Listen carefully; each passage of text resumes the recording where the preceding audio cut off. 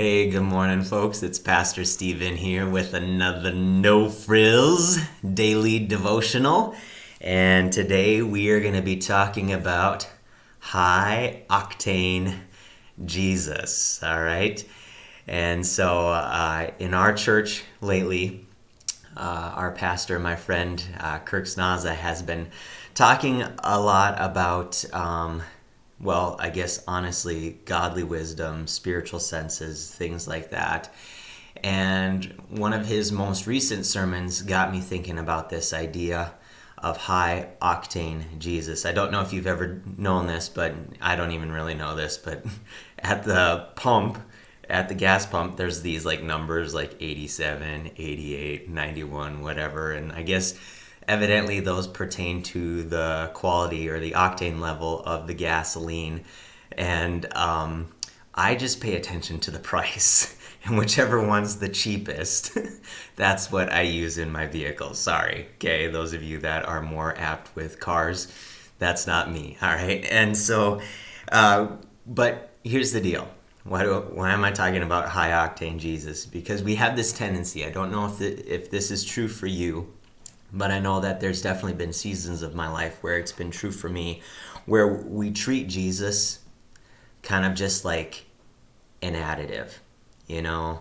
Like I brought one of these, my kids like these. This isn't a Crystal Light flavor shot commercial, but these little guys, and we had to tell my son that a little goes a long way, because my son Elliot, I think the first time he was using one of these, he like basically filled up a glass with one of these and then just added a little water, and it was like so potent he could barely even drink it. So anyway, it's this idea though, we treat Jesus like that, where it's just a little squirt. It's just a little squirt. We can, we go on Sunday mornings, we can sit through an hour long church service or whatever, or a 15-minute message, and that's gonna get me by for the rest of the week. And this Sunday is I'm gonna be busy. So, but at least I still kind of got the fumes, right, that I had from the previous Sunday. So that's just gonna carry me and sustain me through. And the reality is we're not meant to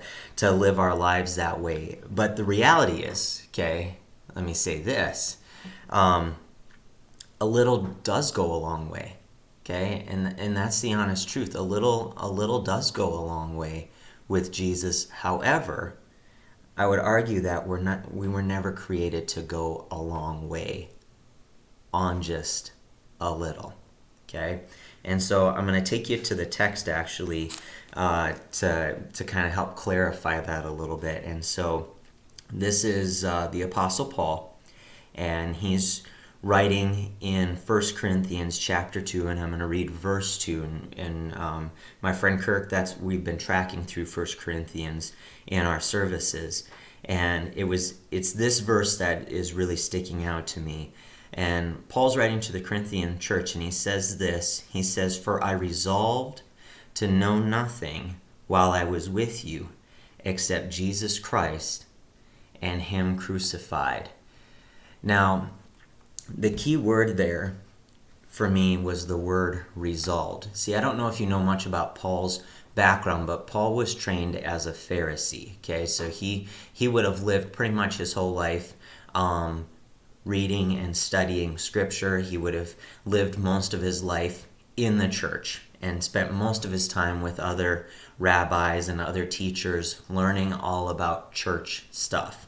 Okay, and so Paul knew a lot of stuff about the church, and you could argue that Paul could have gone a long way with just his knowledge about church.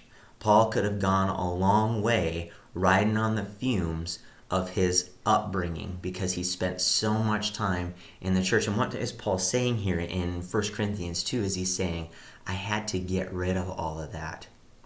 I had to drop all that, and I had to resolve. I had to purpose it within myself to forget all of that, to put all that aside, and just know Jesus. Just spend time with Jesus. Just fill my life with Jesus. Kirk, in one of his messages a couple weeks ago, he was talking about how we're so full as a church.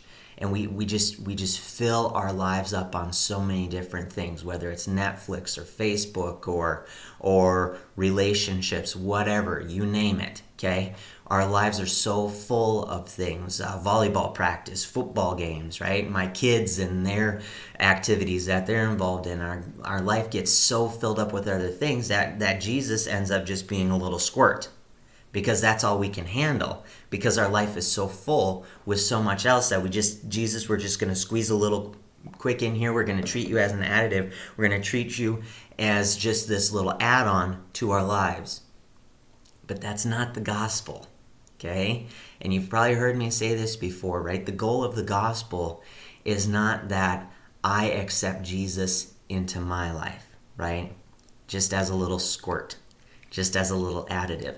The goal of the gospel is that I've been accepted into his life, right? It's no longer I who lives, Paul's going to write later on, but Christ who lives in me. And so we've got to cut out the fluff, and we've got to stop. We know Jesus is a big deal, right? We got to just stop treating him, though, as this little additive where we run on high octane Jesus, where it's Jesus and I'm resolving to know Jesus and nothing else. And so I want to challenge you as I challenge myself. Hey, let's cut out the fluff and let's make Jesus not an additive.